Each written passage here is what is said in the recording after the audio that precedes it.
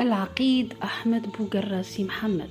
ولد الشهيد أحمد بوقرة المدعو سي محمد سنة 1926 بخميس مليانة، من عائلة محافظة متوسطة الحال.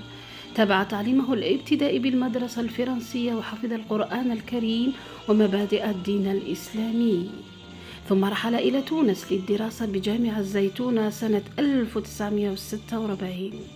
تعلم حرفة التلحيم الكهربائي واشتغل بمعمل صنع الأنابيب وشركة السكك الحديدية بخميس مليانة، كما عمل كممول في مركز التكوين المهني في كل من البليدة والجزائر العاصمة. وجد في الكشافة الإسلامية العهد الذي يبدأ من خلاله نشاطه الوطني، فانضم إليها وعمره 16 سنة. انخرط في صفوف حزب الشعب سنة 1946 ثم بحركة الانتصار للحريات الديمقراطية، واعتقلته السلطات الفرنسية مرتين، الأولى في 8 ماي 1945 لنشاطه في مظاهرات 8 ماي 45، والثانية سنة 1950. واصل نضاله سريا مدركا بحسه الوطني أن الثورة هي السبيل الذي يمكن الشعب من حريته، فانطلق ينظم المقاومة في جبال عمرونة وثنية الحد ومناطق أخرى. منذ انطلاق الشرارة الأولى لثورة أول نوفمبر تقلد مهمات مختلفة، حيث رقى إلى رتبة مساعد سياسي سنة 55,900 ألف، ثم كلف بمهمة الاتصال بين العاصمة وما يحيط بها.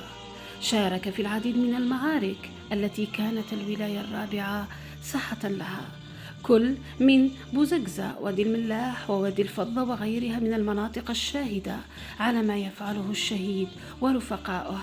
واعترافا من المسؤولين بهذا النشاط رقى سي محمد إلى رتبة رائد، وهذا ما أهله لأن يحضر مؤتمر الصمام المنعقد في 20 أوت 1956، الذي كان فيه سي محمد بوقرة واحدا من الفاعلين الحقيقيين في صنع الأحداث وتحديد وتوجيه مسار التنظيم السياسي والعسكري للثورة عبر التراب الوطني.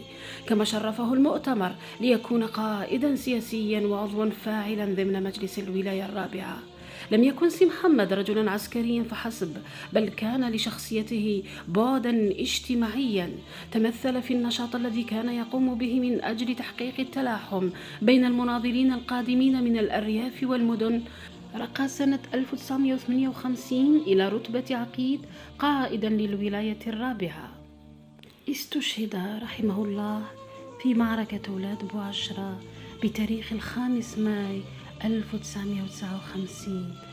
مجد ولشهدائنا الأبرار الجزائر. صفحة 5.